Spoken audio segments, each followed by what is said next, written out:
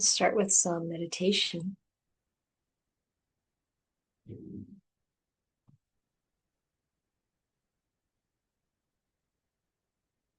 So make yourself comfortable.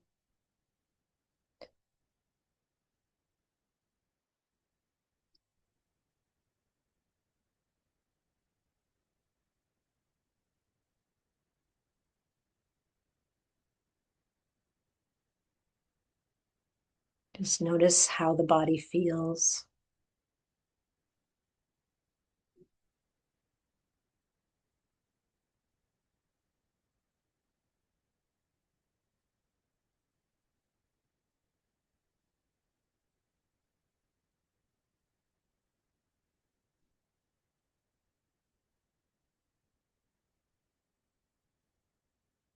And letting go of whatever has been happening until now.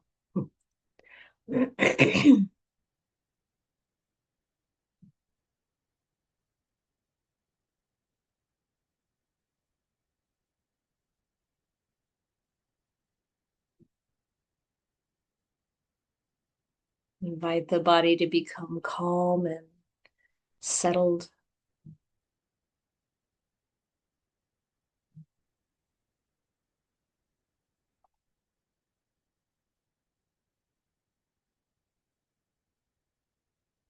And also for the mind to become calm and settled.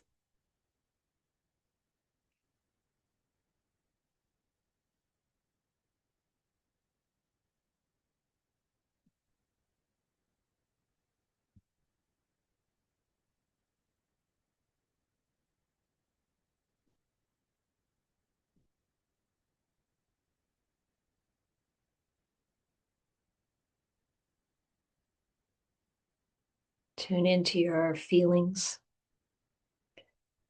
noticing what you feel in the body and also any mental feelings.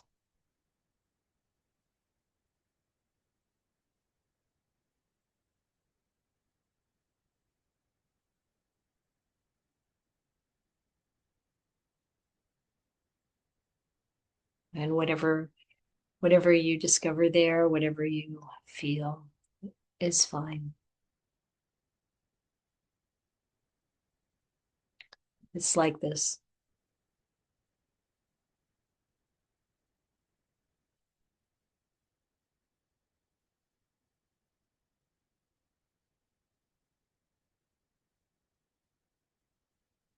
There's so much that we don't have any control over.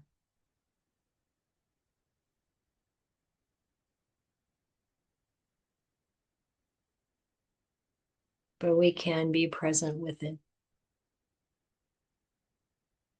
and see its changing nature.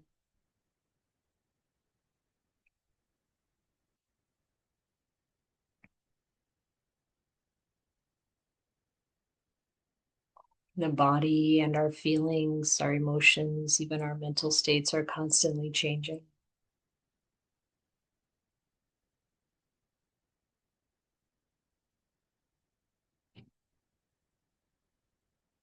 So when do you find stability and where? What is that like for you? Is there something that doesn't change?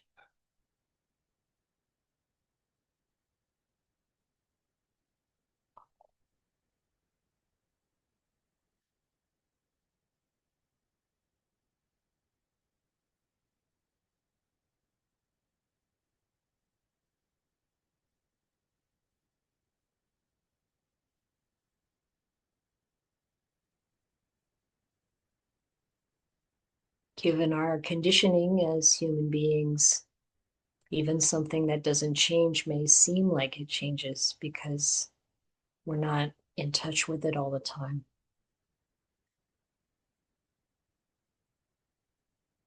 So the Buddha said that the Dhamma doesn't change. It's timeless, it's true.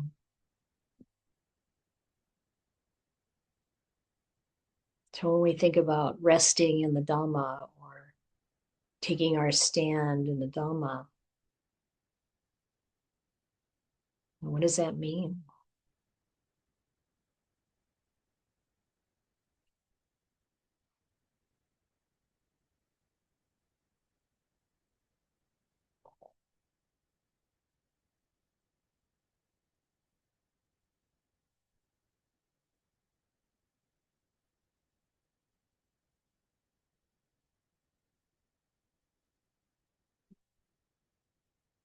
I think for most of us as meditators,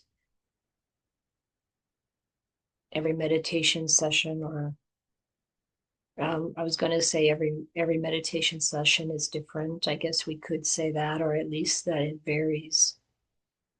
That's normal. Sometimes the mind becomes still. We might be able to feel extremely resourced and supported and very peaceful. And at other times, the mind is restless, the body is restless, or any of the other hindrances might be present. And that's normal.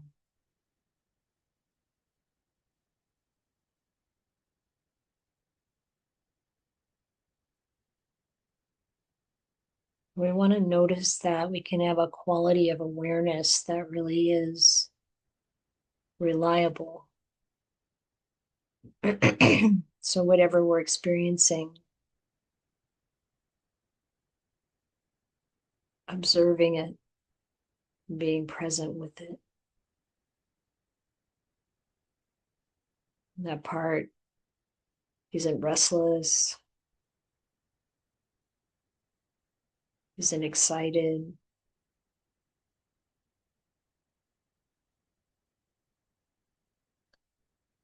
isn't depressed. It's not longing for anything. It's not trying to get rid of anything. It's just observing, present, aware.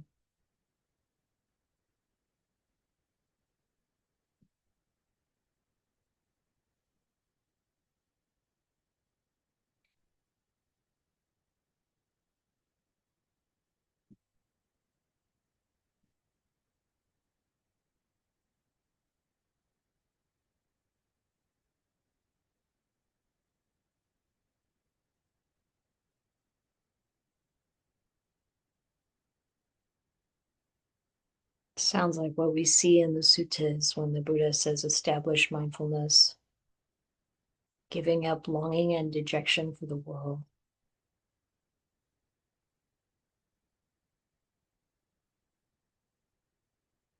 Mindfulness, awareness, the witness, that's all the same thing.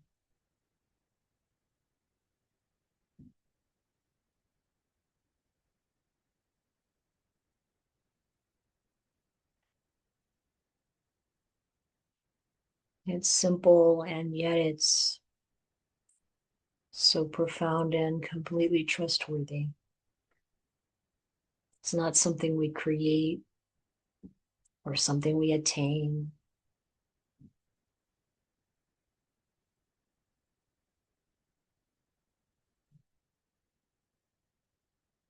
If there's development, it's the development of being able to just shift to that position, recognize, yeah, this is awareness. I'm present with the body, feelings, memories, thoughts, ideas, ideals, sense consciousness, and whatever is arising, whatever is ceasing, whatever is passing through the body and mind.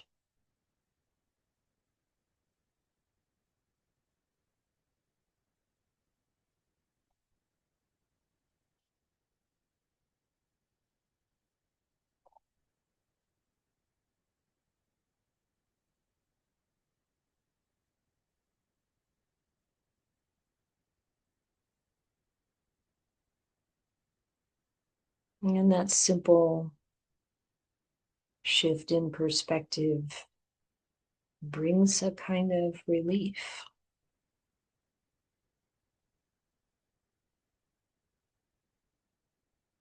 A gentle kind of happiness, contentment.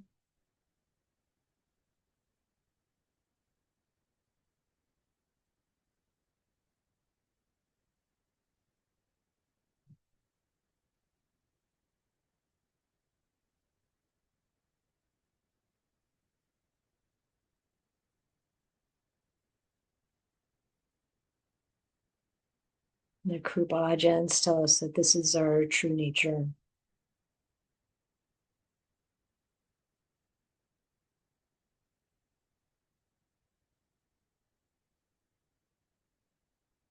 All of the things we attribute to our personality, the things we identify with that are constantly changing, the Buddha said that's not really who you are.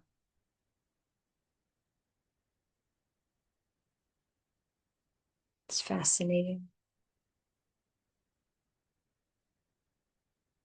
and relieving.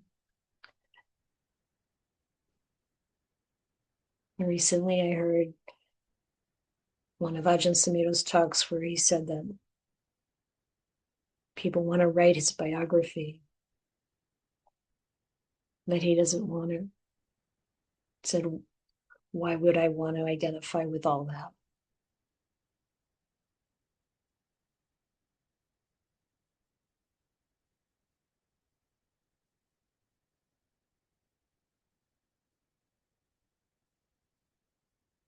So this gives us an idea, a glimpse of how we can let go of the past.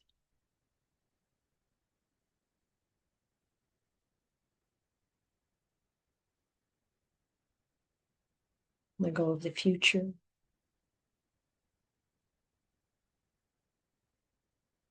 Knowing it's just an imagining at this point.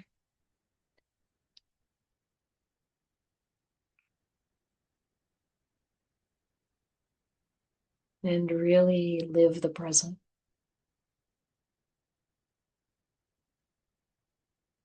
Not distracted, not caught up in it, not worried about it, not afraid, not longing, not rejecting.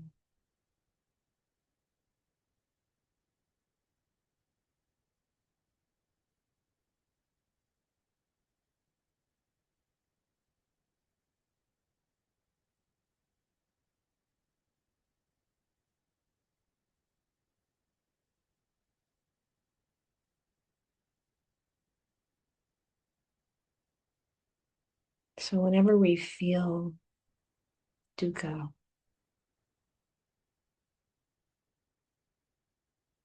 in any of its forms, even the ways in which we don't really recognize it as dukkha, excitement or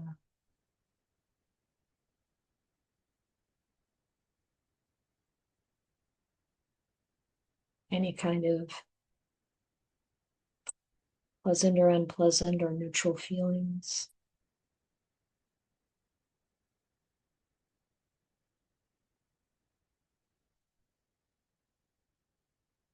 We can experience them as the witness.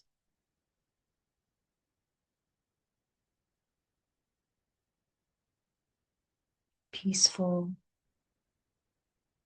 detached.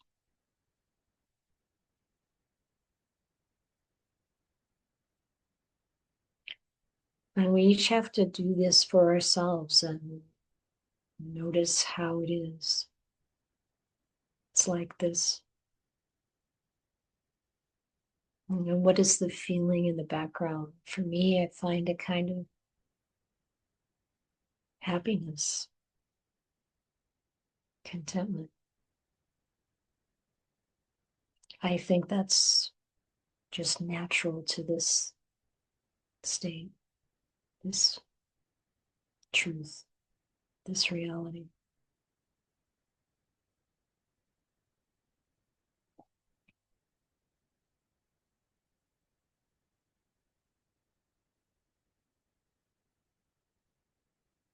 It's where we find unconditional love.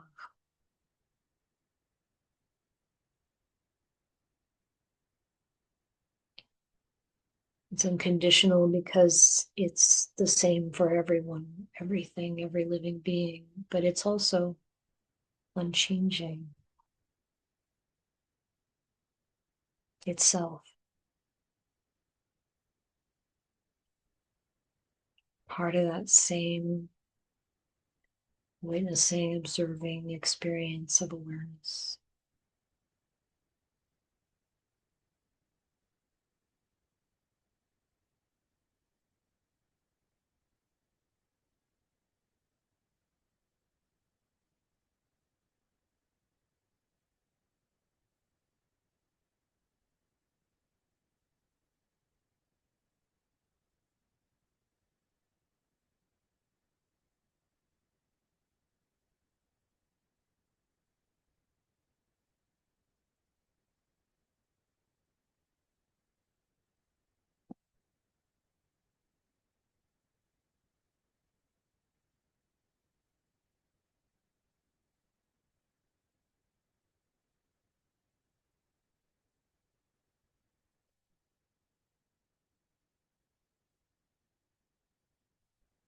And again, if there's something to cultivate, it's the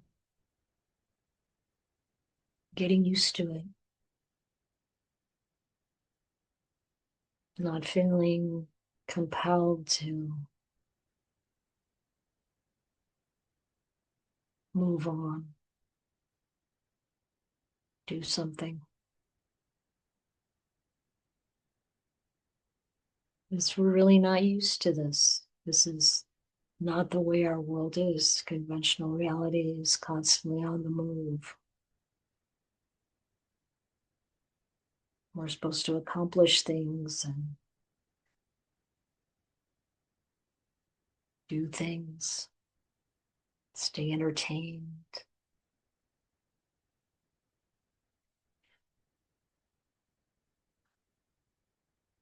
And when we get used to this peacefulness, this silence,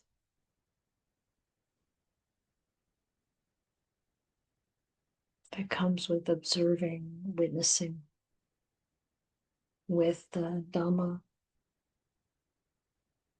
in the light of Dhamma, from the perspective of Dhamma.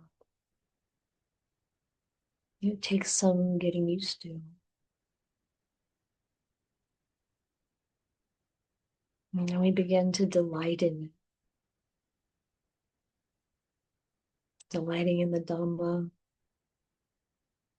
delighting in the practice, delighting in seclusion, delighting in non-proliferation, delighting in kindness.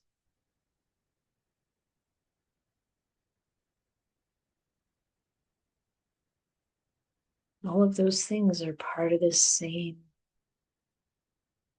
basic truth.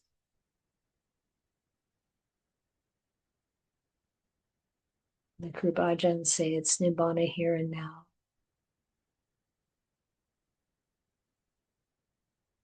And we see that also in the suttas.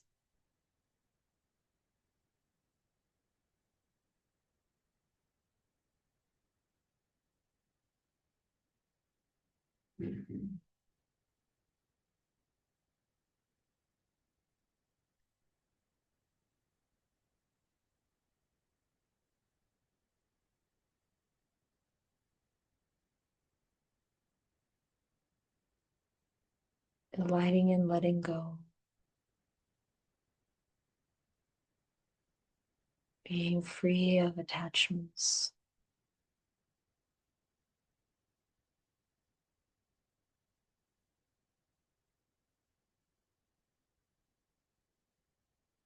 free of entanglements. And when we come back to conventional reality, you might say, we don't have to be as attached and entangled as we were before.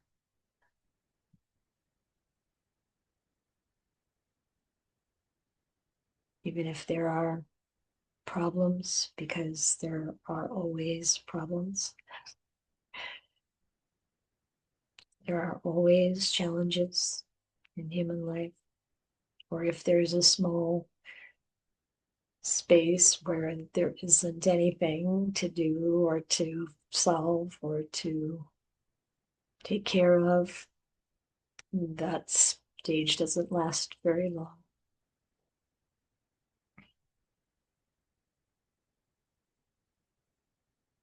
But we can be present with all of those things, address them, help, work, plan, take care of, just for the sake of working, planning, taking care of, helping.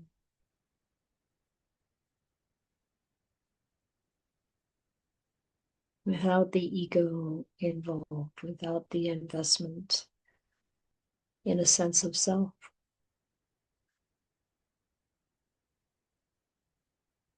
And when we feel ourselves getting embroiled in it all, mindfulness can help us just notice and step to the side,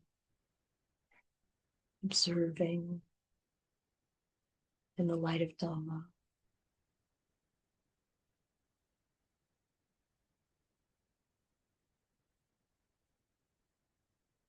Relief.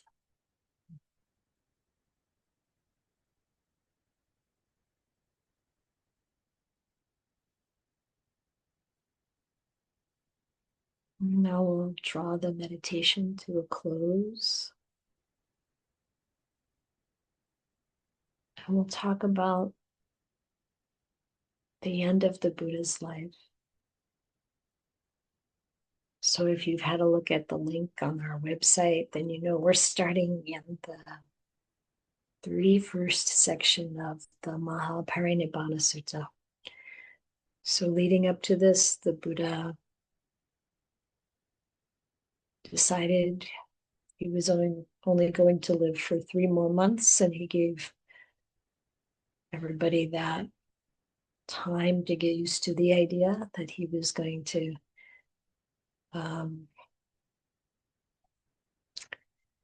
experience parinibbana, which means an enlightened being's body passing away. And I think it's really wonderful that in Buddhism we don't have this idea of eternal life. And some traditions, they have an idea that their teacher lives on forever, maybe in the Himalayas or in a heaven realm. But that's not what we have in Buddhism. The Buddha wanted us to really get it. Everything in conventional reality arises and ceases, because that's how it is. So he wasn't trying to make up something. He was just reporting on it. So here we are in this section 31, Ananda's incredible qualities. And they're already at Kusinara, and the Buddha's dying. Then the Venerable Ananda entered a building and stood there leaning against the door jamb, crying. Oh, I'm still only a trainee with work left to do, and my teacher is about to be fully extinguished. It's parinibbana. He was so kind to me. And then the Buddha said to the mendicants, where's Ananda? And they tell him, Sir, Ananda has entered a dwelling and stands there leaning against the door jamb, crying. Oh, I'm only a trainee with work left to do, and my teacher is about to pass away into parinibbana, and he who is so kind to me. I mean, I can only imagine how hard it was. Ananda was certainly a stream mentor, but from what I understand, not yet an arahant is what the texts make clear. So the Buddha addressed one of the monks, please, in my name, tell Ananda that the teacher summons him. Yes, sir. And he goes to Ananda and tells him, the teacher summons you. And Ananda says, yes. And he goes to the Buddha and he bows and he sits down to one side. And the Buddha says, enough, Ananda, don't grieve, do not lament. Did I not prepare for this when I explained? I think it's supposed to be, I not prepare you for this when I explained that we must be parted and separated from all we hold dear and beloved? How can it possibly be that what is born, created, conditioned, and liable to wear out should not wear out, even the realized one's body? For a long time, Ananda, you've treated the realized one with deeds of body, speech, and mind that are loving, beneficial, pleasant, undivided, and limitless. Limitless. You've done good deeds, Ananda. Devote yourself to meditation and you will soon be free of defilements. So you will realize Nibbana very soon. And then the Buddha said to the mendicants, those who were perfected ones, fully awakened Buddhas in the past, also had attendants who at best were like Ananda is for me. So like there is no one better. Those who will be perfected ones, fully awakened Buddhas in the future, will also have attendants who at best will be like Ananda is for me. Ananda is astute, he is intelligent. He knows the time for monks, nuns, laymen, and laywomen, kings, ministers, monastics of other religions, and their disciples to visit the realized one. So I think we probably all know that Ananda had this kind of amazing memory where he could remember all of the teachings of the Buddha.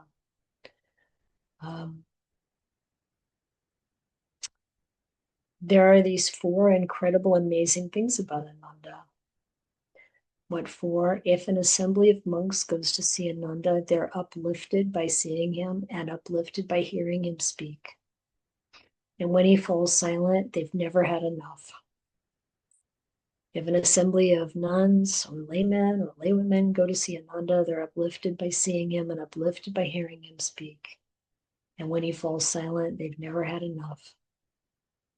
These are the four incredible and amazing things about Ananda. There are these four incredible and amazing things about a wheel-turning monarch. What for? And if an assembly of aristocrats goes to see a wheel-turning monarch, they're uplifted by seeing him and uplifted by hearing him speak. And when he falls silent, they've never had enough. An assembly of Brahmins or householders or ascetics goes to see a wheel-turning monarch. They're uplifted by seeing him, uplifted by hearing him speak. And when he falls silent, they've never had enough. In the same way, there are those four incredible and amazing things about Ananda.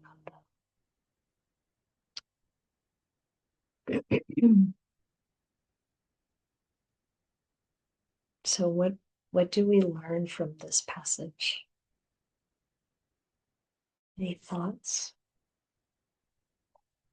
Yes, Linda. Well, it seems like he's really trying to encourage him. Yeah. Yeah, for sure. And I heard Ajahn Suchart, I think it was Ajahn Suchart, talk about how, Ananda was so dedicated to the Buddha, of course, but in a way, he was so focused on taking care of the Buddha that there was some neglect of his own practice. And so, to have this time after the Buddha's passing to really put attention on his own development was probably really just what he needed.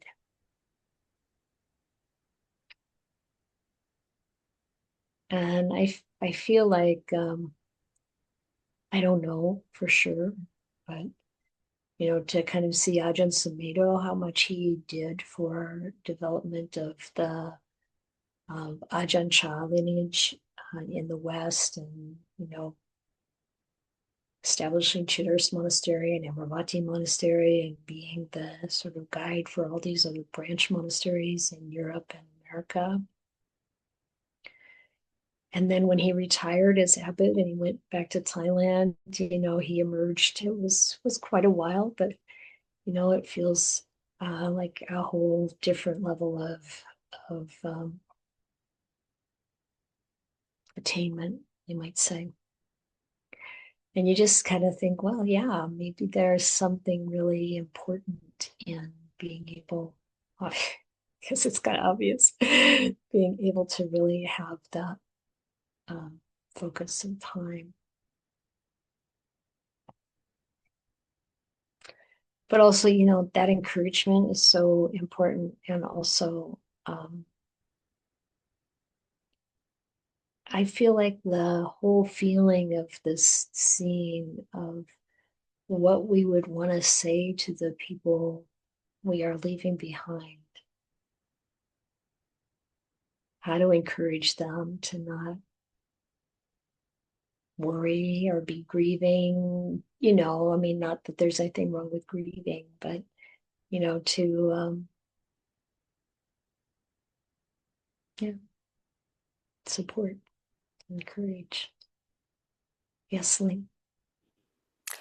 Yeah, by hearing this passage, I also have feeling Ananda is so amazing. He's Buddha's personal attendant, and he doesn't have. He probably should have sort of privilege because he's so close to Buddha. But everybody go to see him is inspired by him.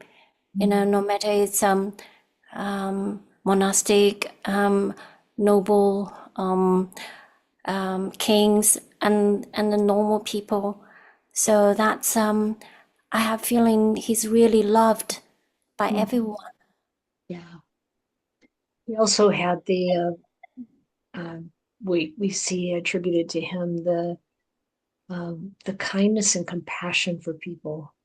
He really, yeah, very, very good. Okay, let's Okay, go on. Thank you, Ling. thank you. This is Subhada, the wanderer. So he's a wanderer. He's basically a monastic in a different group, or maybe not a group, but one of these wandering ascetics. Now, at that time, the wanderer Subhada was residing near Kusinara, so he was very near where the Buddha was, and he heard that on that very day, in the last watch of the night, so early towards morning, it will be the full parinibbana of the ascetic Gautama. And he thought, I have heard that Brahmins of the past, who were elderly and senior, the tutors of tutors, said, or the teachers of teachers, only rarely do realized ones arise in the world, perfected ones, fully awakened Buddhas. And this very day, in the last watch of the night, will be the full parinibbana of the ascetic Gautama. This state of uncertainty has come up in me. So he's got some questions. I'm quite confident that the Buddha is capable of teaching me so that I can give up this state of uncertainty or doubt. Then Subhada went to the Malian cell grove of Upavatana, approached Ananda and said to him, so that's where the Buddha was dying, under two big sal trees. Worthy Ananda, I have heard that Brahmins of the past, and he talks about the rarity of a Buddha arising in the world. And he says that he's got this uncertainty or this doubt, and he thinks the Buddha can clear that up for him. And he says, may I please see the ascetic Gautama? So this is a wanderer from another sect that the Buddha doesn't know. And Ananda is like, no, don't bother the Buddha now. He's tired. And Subhita asks for the second time and a third time, and the Buddha overhears this. And he says to Ananda, enough, Ananda, don't obstruct Subhita. Let him come to see the realized one. For whatever he asks me, he will only be looking to understand, not to trouble me. And he will quickly understand any answer I give to his question. So that was the Buddha's sense. So Ananda says to the wanderer Subhita, go, Reverend Subhita, the Buddha is making time for you. Then the wanderer Subhita went up to the Buddha, exchanged greetings with him, and when the greetings and polite conversation were over, he sat down to one side and said to the Buddha, worthy Gautama, there are those ascetics and Brahmins who lead an order and a community and teach a community. They're well-known and famous religious founders, deemed holy by many people, namely Purana Kassapa, the bamboo-staffed ascetic Gosala, Ajita of the hair blanket, Pakuda, Kachayana, Sanjaya, Velatiputa, and the Jain ascetic of the Nyatika clan. So these are the famous kind of contemporaries of the Buddha. According to their own claims, did all of them have direct knowledge or only some? So his doubt, since he's a wanderer, probably maybe he's going to different teachers. Maybe it's kind of like all of us listening to teachers online, who's enlightened, who's not enlightened. People talk like this, and he's wondering basically who to follow. And the Buddha says, let that be. Like, that is not what's important right now. I shall teach you the Dhamma. Listen and apply your mind well. And of course, if Subhita knows the Dhamma, he'll also know the answer to his question. Subhita, in whatever teaching and training, the Noble Eightfold Path is not found. There is no ascetic found. No second ascetic, no third ascetic, no fourth ascetic. So this, what he's talking about is people are not going to be stream enterers, once returners, non-returners, or arahants if there's no Noble Eightfold Path taught in their tradition. And so what this suggests is whatever religion it is, whatever tradition it is, if they're really doing what's there in the Noble Eightfold Path, then enlightenment is possible. In whatever teaching and training the Noble Eightfold Path is found, then there are people who have attained a certain degree, any of these, levels of enlightenment. In this teaching and training, the Noble Eightfold Path is found.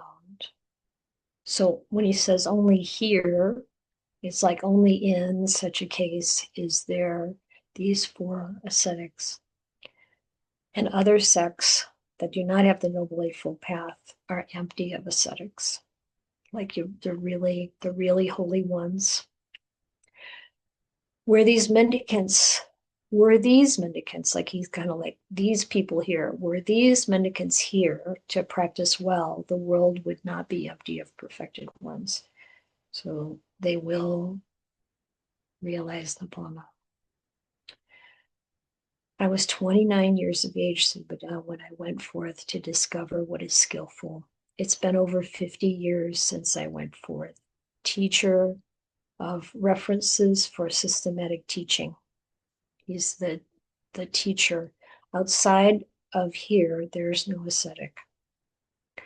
Other sects are empty of ascetics. Where there are these mendicants to practice well, he repeats again, the world would not be emptied of perfected ones. When he had spoken, Subuddha said to the Buddha, "Excellent, sir, excellent," as if he were writing the overturned or revealing the hidden or pointing out the path to the lost or lighting a lamp in the dark so people with clear eyes can see what's there. The Buddha has made the teaching clear in many ways, so Subuddha got it.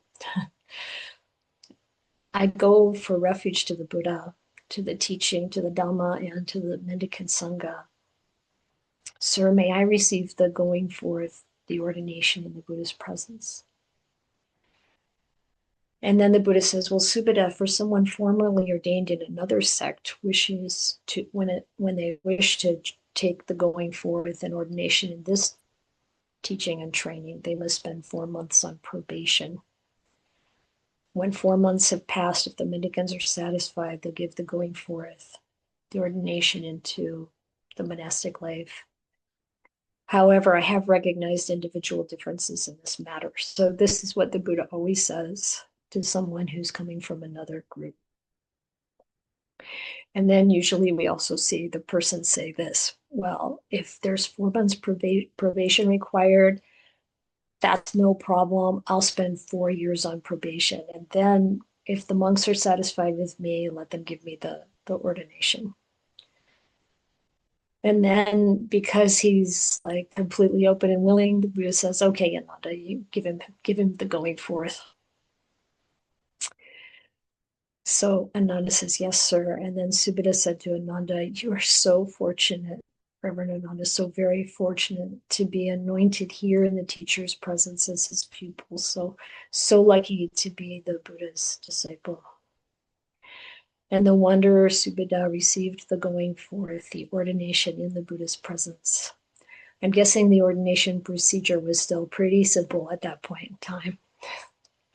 It got more elaborate as the decades and millennia passed.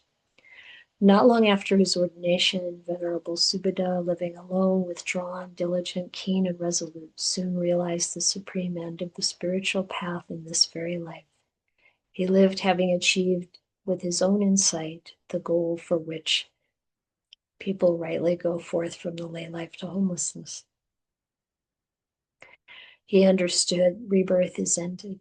The spiritual journey has been completed. What had to be done has been done. There's nothing further for this place. No more coming back to this world. The Venerable Subuddha became one of the perfected. He was the last personal disciple of the Buddha.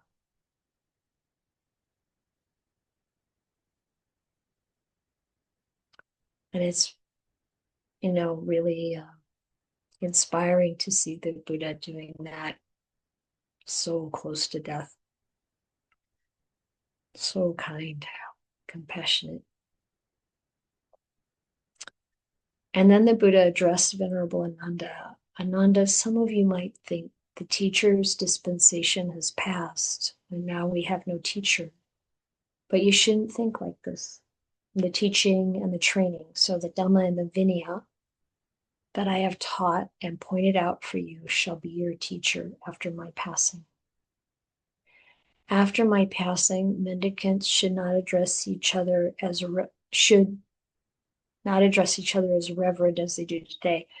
That word is avusa. It also means friend. So a lot of times that's the way it's translated. Don't just call each other friend.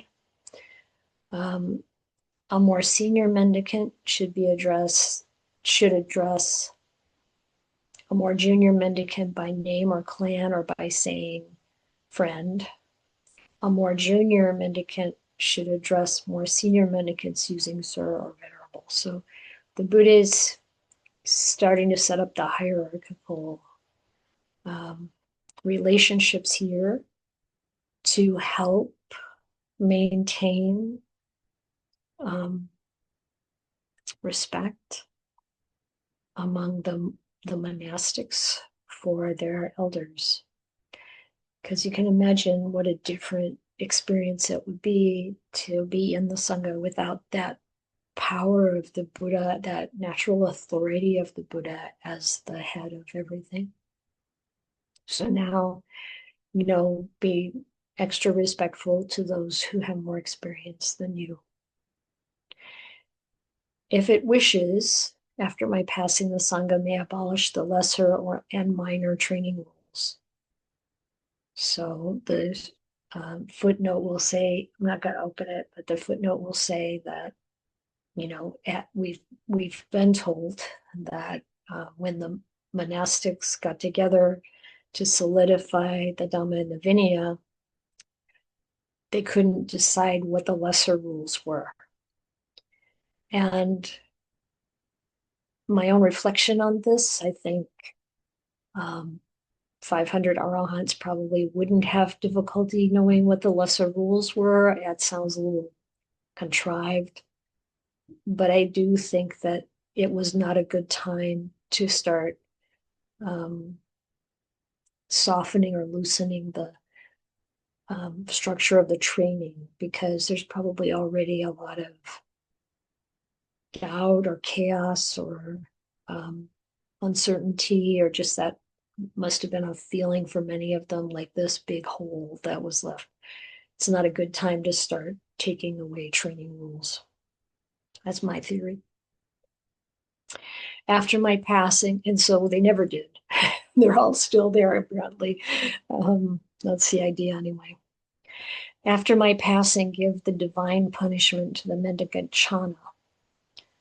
So that's an interesting kind of thing to say as part of the last words. And it's a really kind of interesting story. Chana, we're told, was the Buddha's charioteer when he left the palace.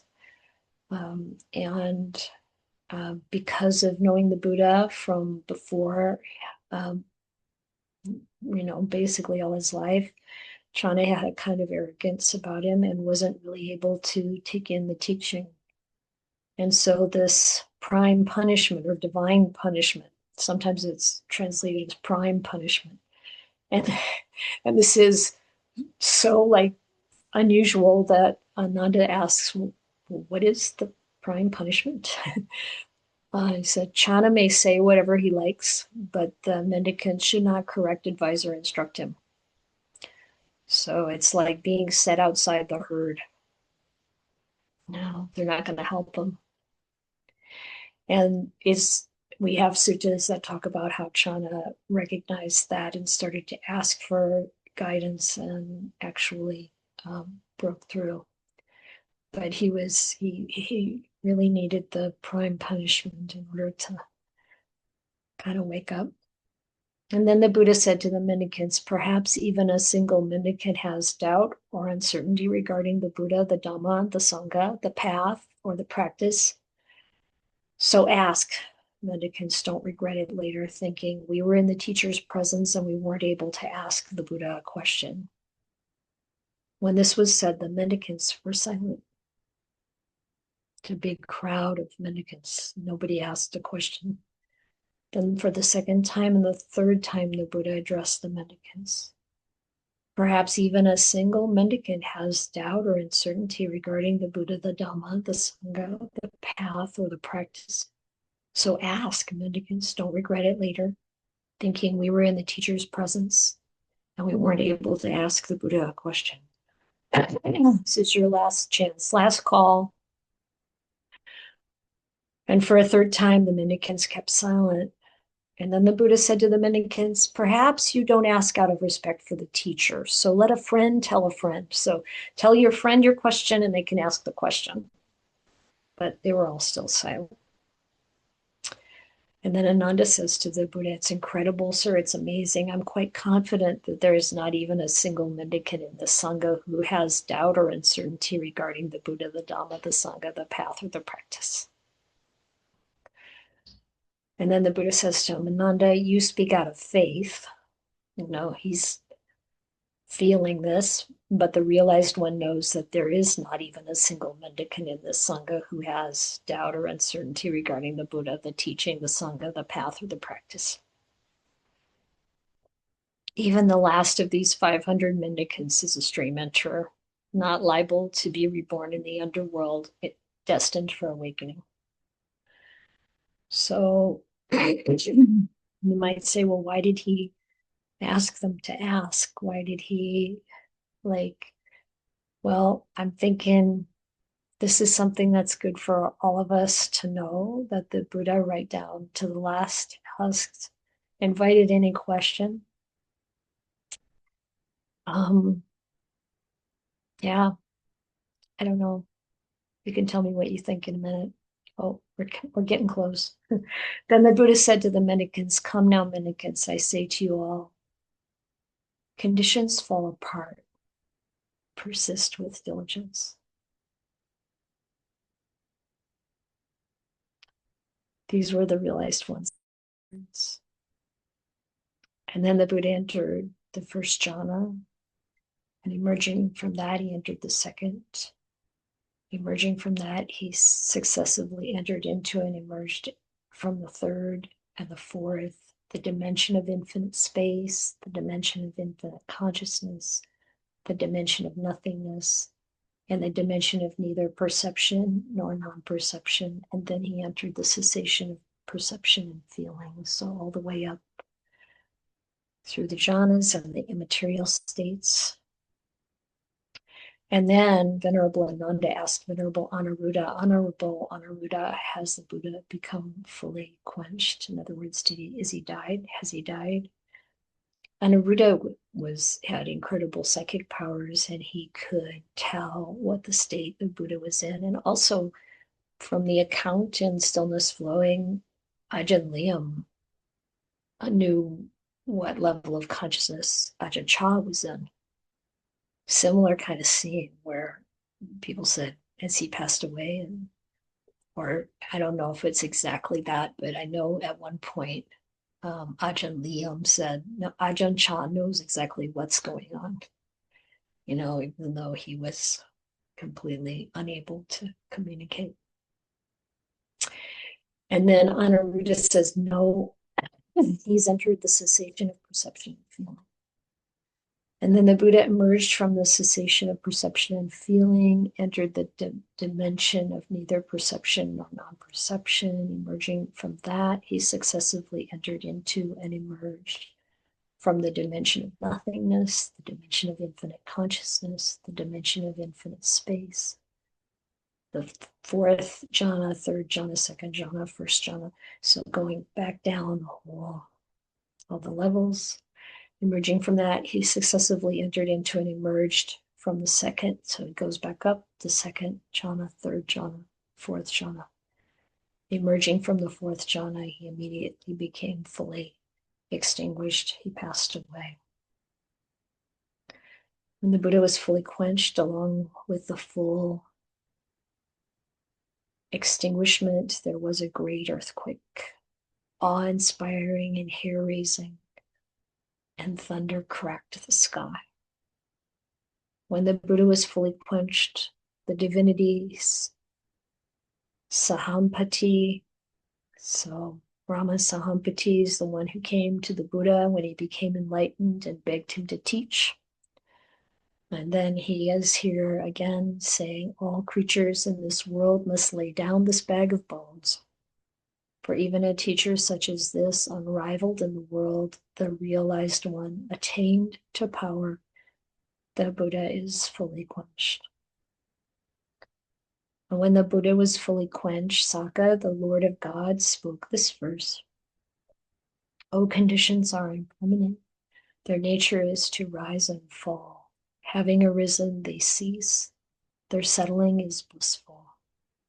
Oftentimes it's just translated as peaceful. So this is a 4-line verse that we chant when someone dies.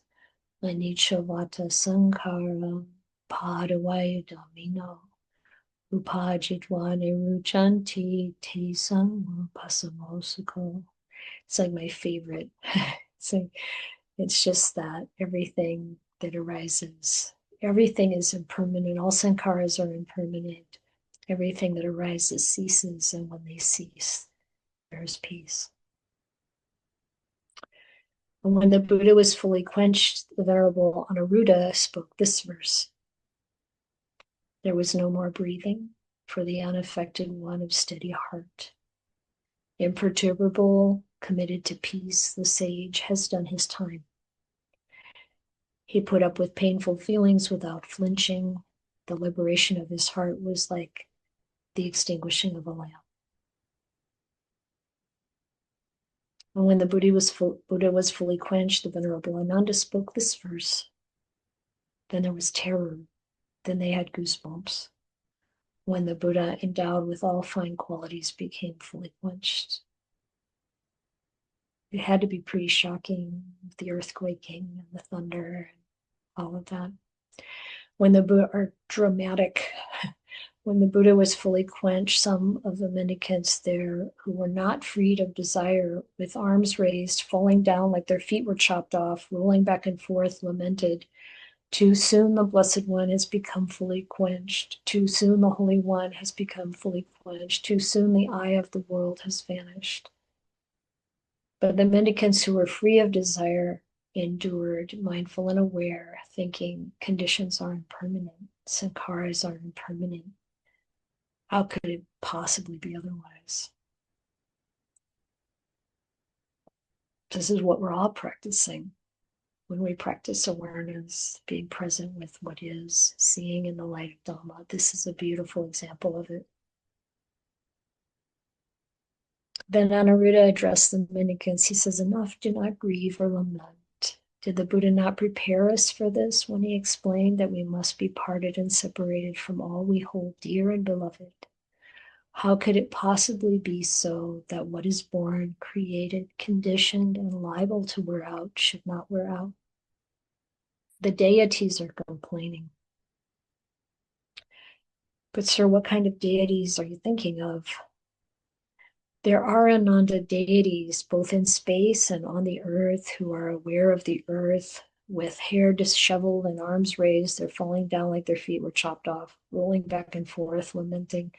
Too soon the Blessed One has become fully quenched. Too soon the Holy One has become fully quenched. Too soon the eye of the world has vanished. But the deities who are free of desire endure, mindful and aware, thinking, sankharas are impermanent. How could it be otherwise? And then Ananda and Anuruddha spent the rest of the night talking about Dhamma. How beautiful. How wonderful that must have been for Ananda in particular, given, Anuruddha was enlightened a long time already. Then Anuruddha said to Ananda, "Go, Ananda, into Kusinara and inform the people there, the Mallas, saying, the Buddha has become fully quenched. Please come at your convenience." "Yes," replied Ananda, and then in the morning he robed up and taking his bowl and robe, entered Kusinara with a companion. Now at that time the Mallas of Kusinara were sitting together at the town hall, still on the same business. This was referred to much earlier in the sutta. Ananda went up to them and announced, "The Buddha has become fully quenched. Please come at your convenience."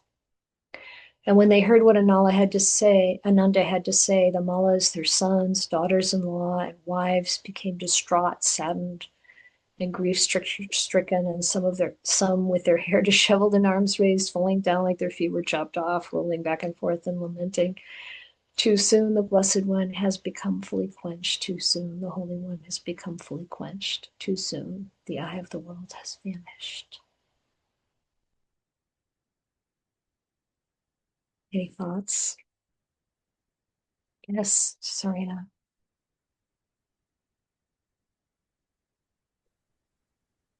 This is really perfect for me where I am right now in the grieving of the loss of my husband, with which I'm having a very difficult time. Yesterday was probably the hardest day I've had since he died, and it's been almost a year now. So I think this is something I need to get a link from you and read this many times and go over and over this and try to process, because there's a lot in there for me right now. Yeah. When did you say the year date is? When Ron died? Yeah. April 6th. Okay, coming right up. Yep. Yeah. So Yes. I'll check with you about where I find this exact link so that I can You can find it on our website. okay. It's there's a tab under the teaching menu tab Okay. for the winter retreat teachings, and it's the last entry at the bottom with today's date on it. Okay, great. Thank you so It'll take much, you Ayya. right there. Yeah. Yeah. Oh, and Adrian just put it into the chat window. Thank you, Adrian. Yeah, so that's there's another one I'd like you to put in the chat window there too, Adrian. I just added a document. You might want to, well, it's not quite the right thing for you at this time, Serena, but I created a document that has suggestions for before, during, and after death, things you might want to prepare for yourself. And we can talk about that if we have time this morning. But first, more questions, if you have them, or comments.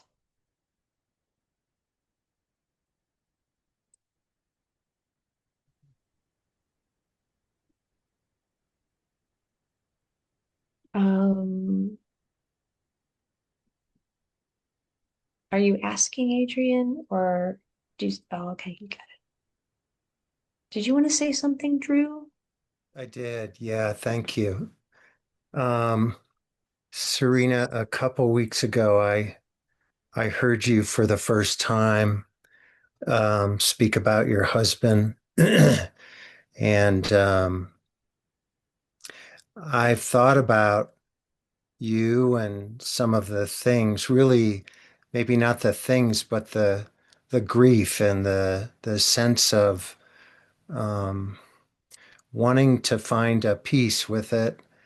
And I can't put it in words, but your kind of courage in sharing that I heard has just moved me in such an unexpected and still inexpressible way. But thank you so much, because you have opened up a realm to me that before I wasn't aware of. And that's just, I can't be any more articulate than that, but it is so profound, Serena, and thank you. Thank you, Drew. Thanks for sharing that. Olive? The reading of these passages has me feeling sad, and it's kind of interesting because this is about the passing of the Buddha, and the conditions fall apart. That's where we're all headed, and that's Yeah. and we experience it every day. yeah, and it is a loss. It is a general loss. But also just before that, I think the passage before that, the Buddha said, I think to Ananda or someone else, that it's about the Eightfold Path. There are these other sects or churches or whatever, and if they don't have the Eightfold Path, so that really brought that alive to me also. Yeah. And you know, what is it? It's those aspects of morality, virtue, right speech, right action, right livelihood. It's the practice of cultivating the mind with right effort and mindfulness and some amount of samadhi, and its right view and right intention. I mean, we can see how universal that is. I mean, like, I think of Ajahn Paññavātto, and he said the Desert Fathers, they really had it, like it is possible to know this without, even knowing about the Buddha. But, it's like, this is what we really have to understand, the importance of all of that, the crucial requirement to see the conventional reality actually the way it is, and to conduct ourselves and develop ourselves in a way that we, you might say, are preparing our own minds to be able to open up to that truth and reality. Because if we're engaged in, a lot of unskillful behavior where we're harming other beings and we haven't realized how important it is to refrain from that, or to simplify and purify our conduct and develop our ability to be calm in our mind and clear, we really narrow our chances or opportunities to see clearly. Paul?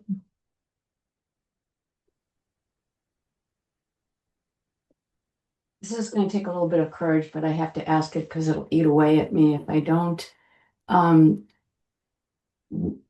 You've mentioned many times that, all the religions are the same, which is what you're saying right now, in a way. And I don't get that because of the part of right view, which is rebirth, karma, and anatta. And I just don't see all the religions being the same. Could you elaborate, please? Yeah, so I don't mean to being correcting that phrase of all religions are the same, but I do want to point out a distinction there, because they're not all the same.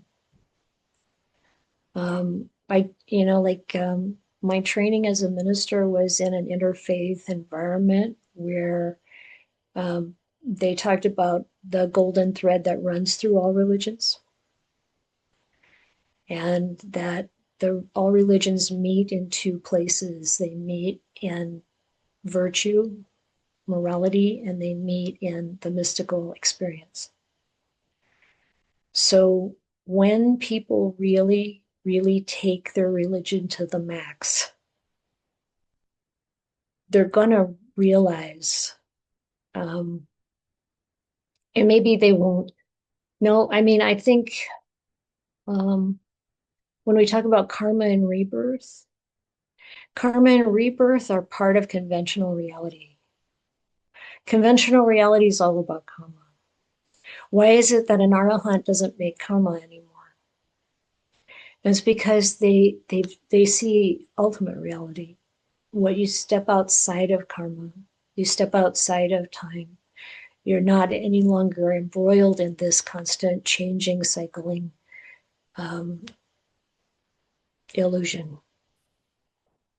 There are people from other religions, you look at some of the Catholic saints, for example,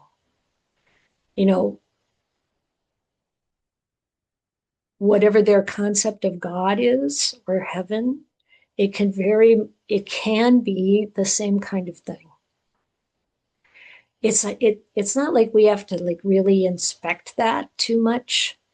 I think it's perfectly reasonable to recognize that the way most religions are presented and the way most people use them, it doesn't, it may not seem like it goes to this kind of ultimate truth, but it can. So Ajahn Buddhadasa wrote a book on Christianity and Buddhism, and he said, just replace God with Dhamma and you've got it. So what do you mean by God? If it's some personality in the sky, you haven't quite gotten there yet. We're still creating God in the human image. If there's still fighting and anger and all that kind of stuff involved, we're not seeing the truth yet. From different cultures, we're going to express the truth in different ways just because of our conditioning. But it's going to have non-self in there. You can see the selflessness in some of the great sages of different religions. Anyway, I wouldn't think about it very much, actually. Yeah. Thank you. Good point. Satina?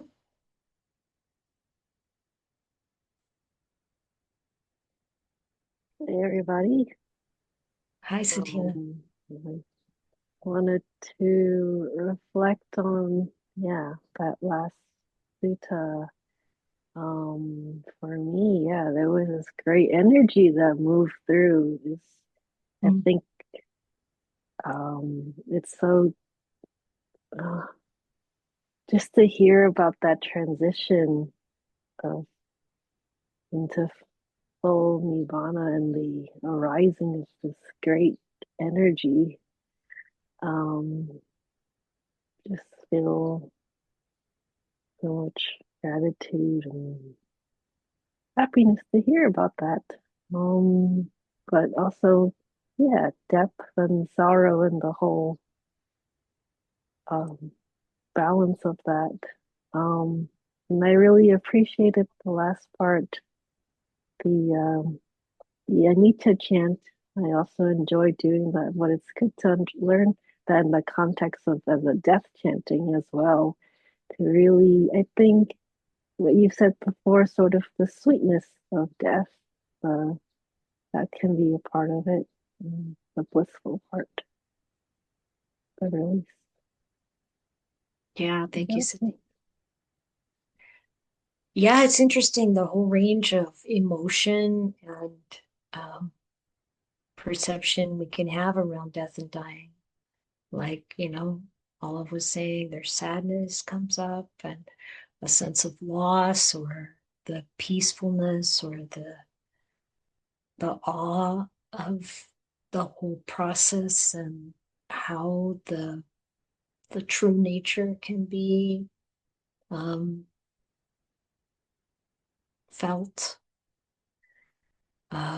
It's always been inspiring to me when people close to me have died, and I feel like the veil between this life and the next is so thin.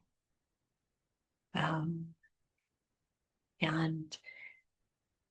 yeah, I feel like death as a heavenly messenger is so powerful and profound.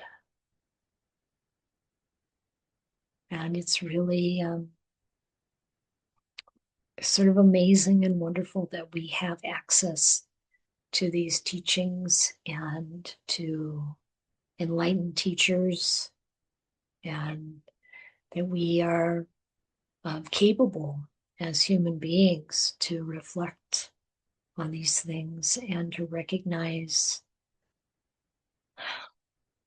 the simplicity and the power of awareness of the Dhamma.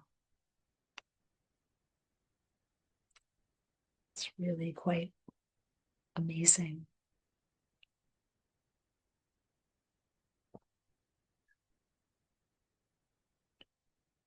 We have a few minutes left, so I'm going to just briefly introduce you to this little document I made. A document called Practices Before, During, and After Dying. Yay! Yes. All right. Okay, so the preamble there just talks about, this is a document with some ideas, some suggestions for how to prepare for what to do before you die, while you're dying, and what your friends and relatives can do after you die. This is kind of a work in progress, so I'll probably be changing and adding things to it as we go along, but these are some ideas to consider. Creating a peaceful environment, what would that be like for you? What would you like? This is all what you can imagine will happen. And I mentioned a couple of times in this document that it may not be the way you expect, like so many other things in life. So don't cling to it too much, but you may want to kind of, suggest things in your advance directives or talking with your friends and family. Would you like Dhamma talks playing, or chanting, or music, or silence, or some combination of all of it? Who would you like to have be around while you're going through active dying? If there's any time for that, sometimes active dying is a few minutes. You never know what's going to happen. Would you like to call your spiritual teachers and spiritual companions over to visit? Sometimes that might be possible. I mention here about recalling the good things you've done in your life, and maybe having a document that someone could read to you about that, or teachings that you particularly like, to bring that to mind. And we've talked in this series about maybe memorizing things or reflecting frequently on something that you really would like to have at the ready when you come into a health crisis or that phase of active dying. These simple lines, formatting here is not what I expected, but anicca sankhara, upada vayu dhammino. So then in anicca sankhara, all conditions are impermanent. Upada vayu dhammino, upajidvane rujantu tesung vupasamosukho, everything that arises ceases, and in that cessation is peace. So something like that, if you want to chant that, memorize it, bring it to mind. Everything you do now to develop mindfulness and clear comprehension, to let go of the sense of self, to let go of attachment to the body, to let go of attachment to everything, and to take your stand in the Dhamma is really the best preparation for dying and for living.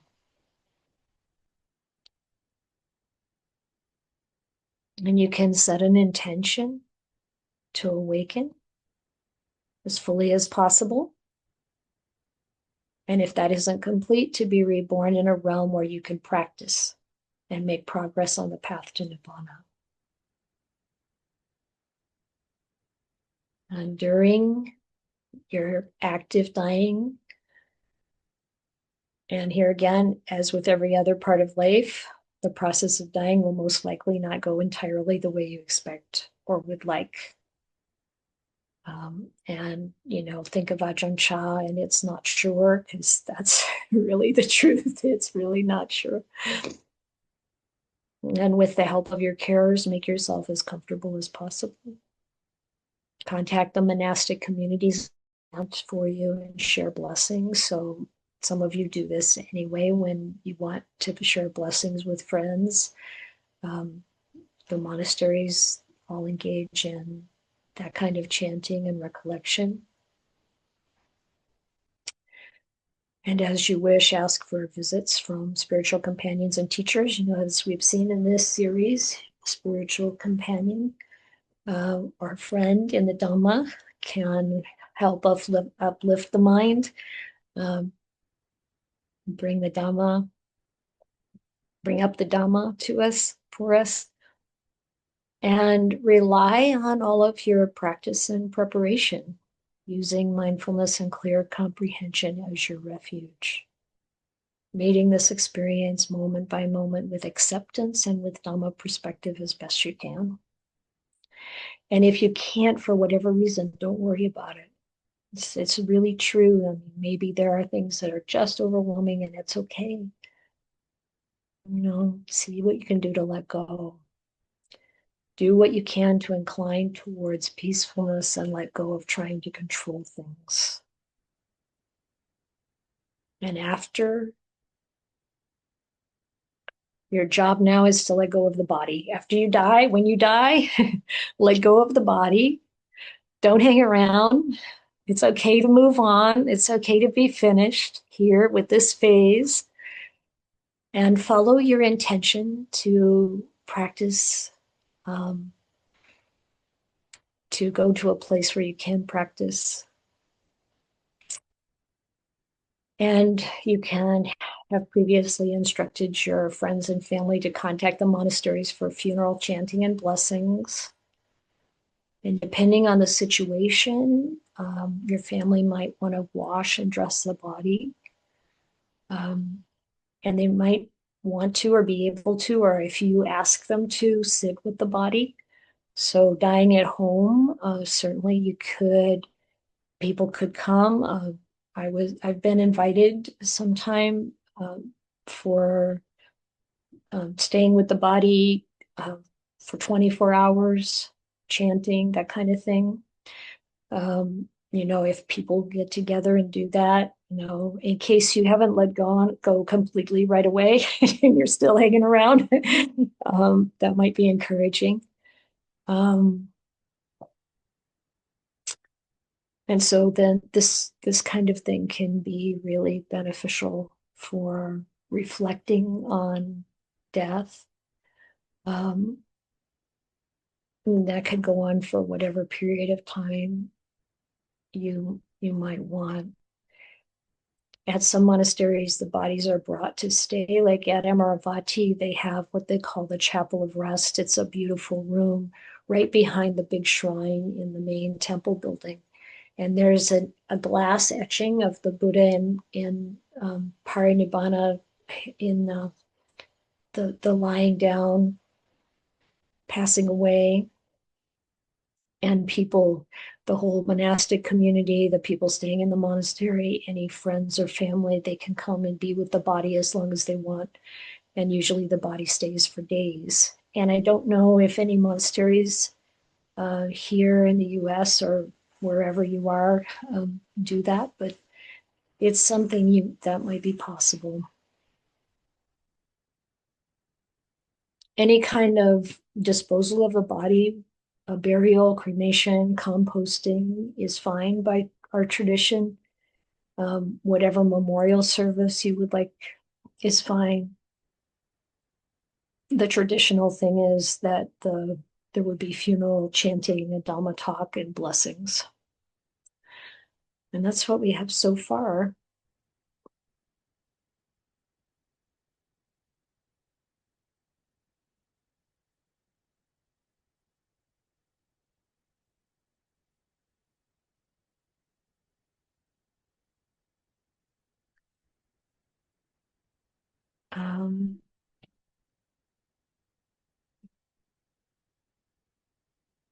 I think I'm going to just quickly try to find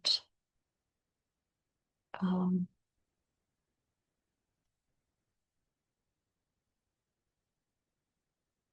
link to, I got this on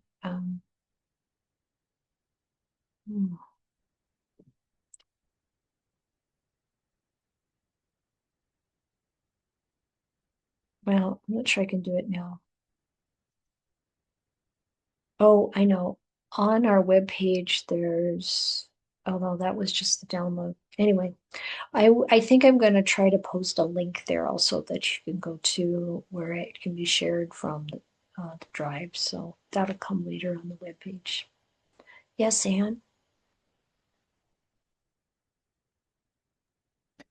So just thank you. I mean, the whole series has been very profound, and I appreciate very much.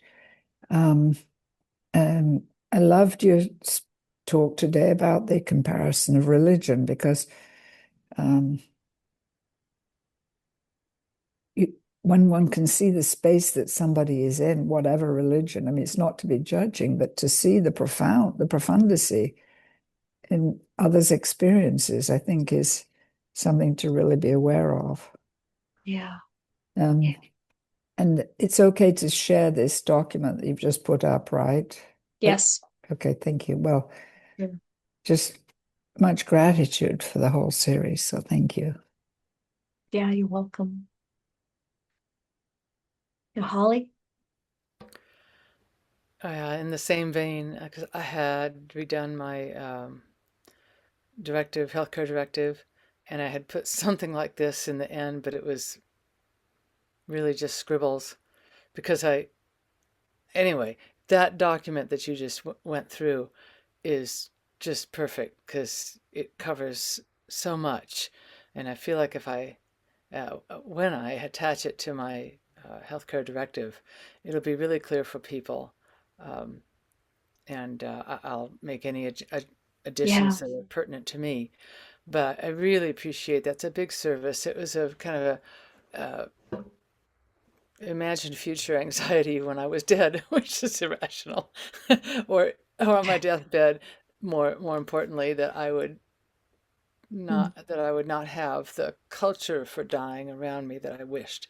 And I think that my loved ones, my caregivers, and myself would be much well served by this. So, and the whole program this winter has been just wonderful. Thank you so much, Ayya and Ayya Santussika, Ayya Chitananda, and to the Buddha. Oh, thank you, Holly. Yeah, Paula? I've been working on a document myself, and I just wanted to share a couple of things that I added. They might help other people. I actually wrote in the document the names of different monasteries that people could contact, as well as, like you said, what you want to listen to, the different talks that I want to hear. But also I put information about different places for me where I want to have my body disposed of. And it's not really in the advance directive that you would put that. The advance directive is more like what you want to have done if you're dying and you need, whether you want to have other types of support in the death process. So this would be like a whole separate document. And then I also put down all a list of people that need to be contacted. So it was kind of a good thing to go through all that and think about it, but it didn't really help me that much about thinking about death. It just kind of put my mind to ease that my family would have this document, and I, given it to my husband, and he has it on his computer. So it's like kind of all ready. And that gave me a lot of peace of mind. But I really appreciate the document, as everyone has said, and I'm going to probably take parts of that, and some of that I already had, but I'm going to take parts of that and incorporate it so it's more personal for my family to follow. Yeah, exactly. I appreciate that very much. I mean, I even found places and called them, and you get their general price list for their services just to make it easier for my family. I think my parents had all that done for me. They had their plots in the cemetery, and it was all paid for and everything. But you can't quite do it that way if you're not going to get buried underground in a cemetery. So, all right. Thank you all. And I hope that was helpful.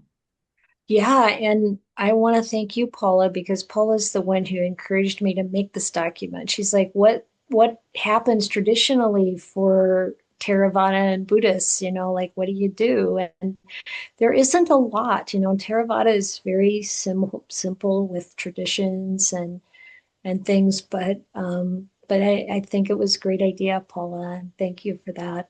There was one other thing, and I think we talked about this, about death with dignity, and it may be a whole separate topic that you want to do, but I think a lot of us were confused about that. And I don't know if you want to make a mention of that. I think it's really important to say, I feel like even calling it death with dignity is a euphemism that we should avoid using, because putting an end to your life is still putting an end to your life. And hiring someone else to put an end to your life really creates some very bad karma for them too. So I really want to discourage kind of picking up that trend and moving in that direction. And I realize, I feel like I know where it's coming from, in a sense, because now medically we can prolong our life because of decisions we make about medical treatment. And then we get to a point where we're just sick of it all because there is a lot of suffering. I understand that. However, unless we're an arahant and we can't make karma anymore, because we've realized that we really are just observing an illusion of activity, and all of these sankharas are not us, are not true.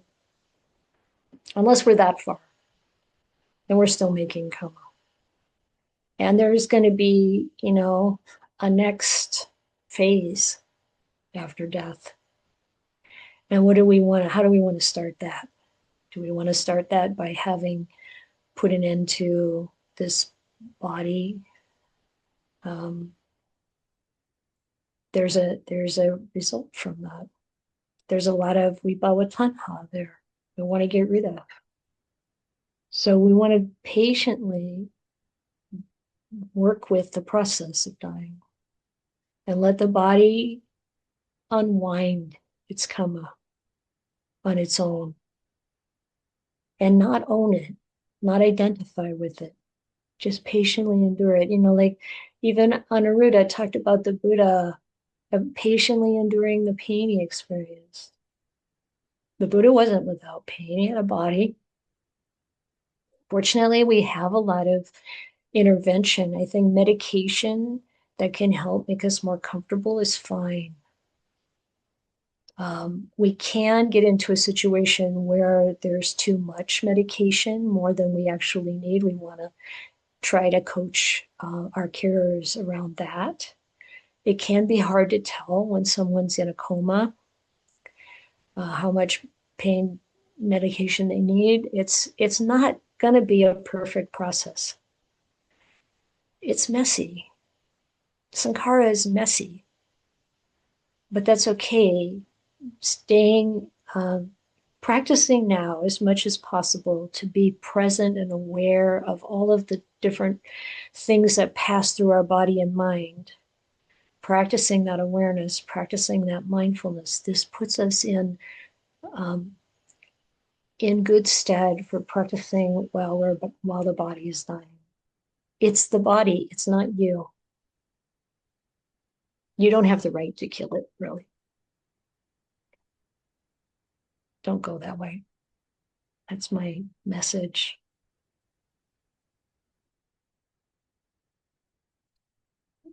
To think that that's how we should proceed is very materialistic. It's very much wanting to control things. It's an illusion. We aren't in control. And we don't know what's going to happen. We want to put in causes and conditions that lead to peace and happiness. Joni? Yes, just a quick comment slash question. So I understand exactly what you're saying in regards to actively ending one's life or my life.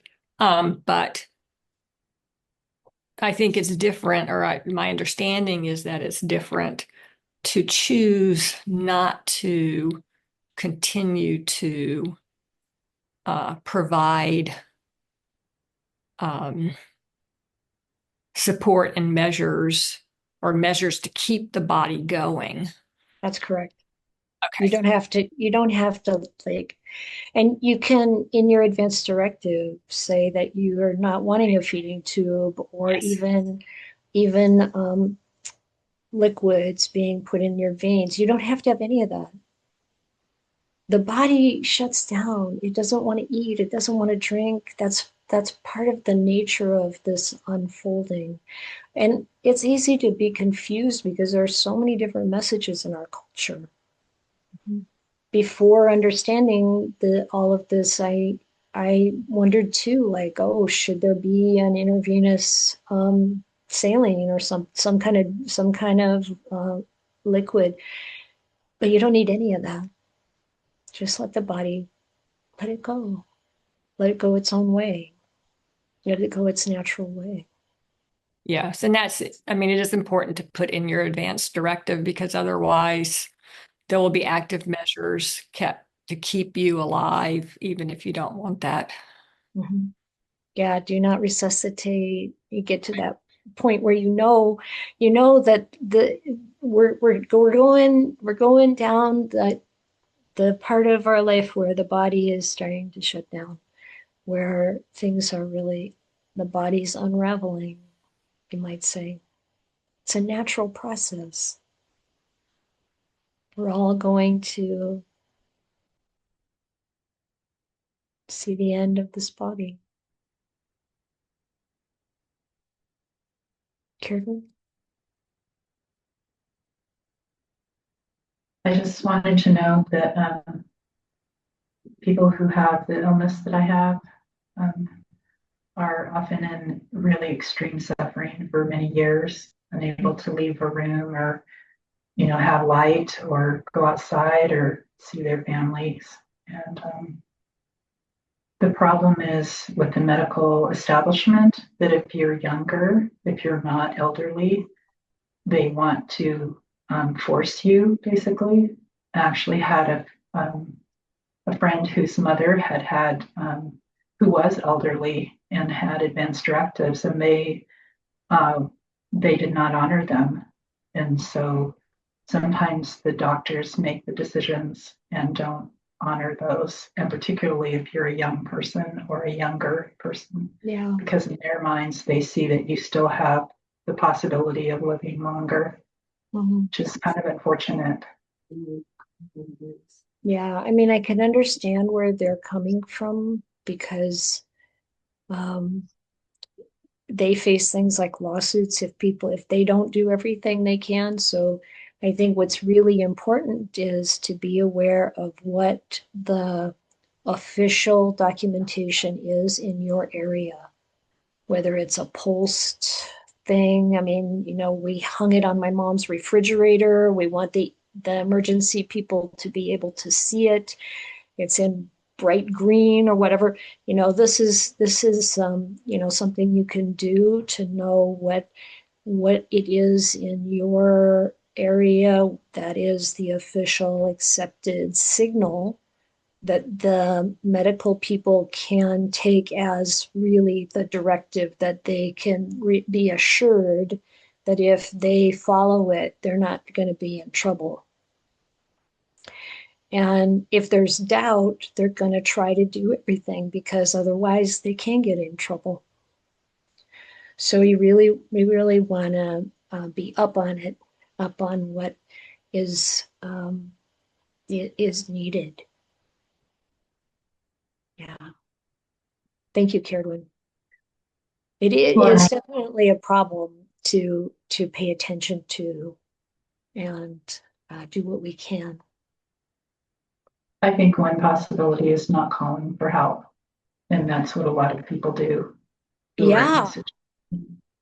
Yeah, or with my mom, there was a situation where she would get this vasovagal nerve thing, and she just collapsed. And I'm holding her, and we're both slowly descending to the floor because I can't do anything else. Her arm goes into her walker, and I can't move at all without hurting her. So fortunately, I was within arm's reach of a string to the main desk at her retirement complex, and the EMTs come, and then they can help us, get her to the chair. But they take her blood pressure, and they're like, "Okay, we have to take her to the hospital." And my mom and I are both, "Nope." Nope, we're not going, and it was, you have to stand your ground. But yeah, not calling. If you know that the body is dying, you don't have to have somebody step in. That's what I think. Joni, did you want to say something?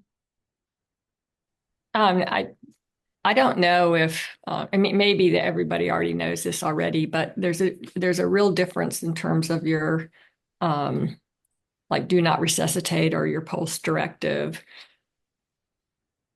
from the EMT standpoint, based on like once you actually get into the hospital, especially if they're doing any procedure, once they do start a procedure, they will automatically resuscitate you, keep you alive regardless, because one is like the liability thing, as you said, but it's also about the numbers of they want to keep somebody alive at least for 30 days after a procedure or surgery, because that counts as a success that they can mark as that then is what counted, which is then what counts as their being a good, them being a good hospital. So it goes in their, That makes success. sense. Mm-hmm. So Yes. yeah. Yeah. So it's very difficult for people to have their wishes. Once you get into the medical, it's very hard for your wishes to be granted. I think the thing, like with our life, with our practice, we want to be clear about what our intentions are and what's motivating us. Am I calling out of fear? Am I not really wanting to let go? It's important to be clear about what we're doing. If we really are at the point where we just want to be kept comfortable, practice as much as we can before the body dies, then we don't have to call anybody for anything, for any kind of intervention. In the chat, there was a question about what if a person decides to stop eating and drinking in order to end their life? Then we have to be clear about the vibhava tanha, the wanting to get rid of. You don't want to have the attitude of like wanting to push things away. Let me rephrase that. We want to be present and aware of the attitude of wanting to push things away and not follow it. So, it's like as unenlightened human beings, we're constantly in this wanting to pull towards us, wanting to push away. Can we just stay neutral and be present with whatever we're feeling, whatever we're experiencing, and let nature take its course? So the body naturally doesn't want to eat, but if you're hungry, eat. If the body wants food, can you tell now as you like take food for yourself which things the body is needing and which things the mind or the tongue want? Like there's a difference. I don't think my body ever wants chocolate cake, really. Or whatever, but sometimes it does need something sweet, sometimes it needs something salty. Sometimes it really needs kale, but can you tell the difference? So, when your body is to that point where you don't want any kind of intervention to fix things, and like Ajahn Sumito is really like listening to the way he talks about being 90, he's going to be 92 this year. And he says like his vision is going and his personality wants the vision problem to be fixed. But from the perspective of Dhamma, it's okay. He said he doesn't care if he goes blind. It's fine. He's probably seen enough, to just recognize that there's that difference. Try to observe your experience that you're having, your situation from Dhamma, and not follow the personality's wish to survive or wish to put an end to it. Knowing that these are temporary emotions and mental states that come and go, that are trying to control things, that are wanting things to be different than they are. It's constant. You can observe this every day and get to know yourself. And we don't have to live from that position. We can live from the position of Dhamma. Anne? Yeah, I just have a caution about what Joni was saying. I thought it was a generalization that I wouldn't necessarily hope is prevalent, that the medical establishment is going to want to keep people alive after procedures. That's a sad thought.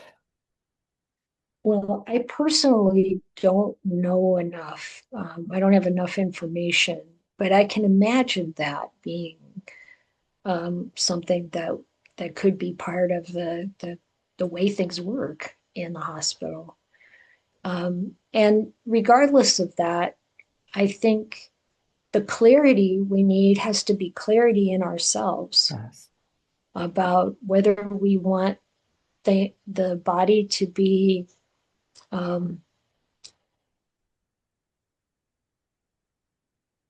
attended to in a way that prolongs its life, or whether we want to stop that and let it take its natural course. And when we do want it to take its natural course, taking the precautions to just, like we've said, just let the body be messy and do what it does. And hopefully there will be kind and caring people around us to help us take care of that and not worry about what could or would be done to artificially keep it going. Just some thoughts. I'm definitely not a medical expert, but from the Dhamma perspective,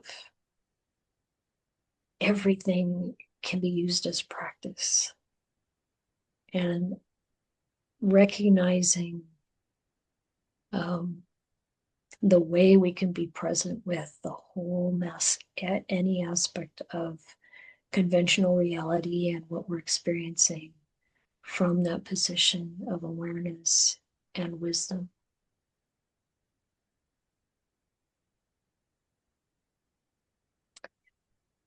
So I appreciate your practice. And the next thing we're going to dive into is dependent origination. It's going to be, the programs will be on Friday nights for the sutta study, and then Saturdays will probably be some kind of continuation of that in application.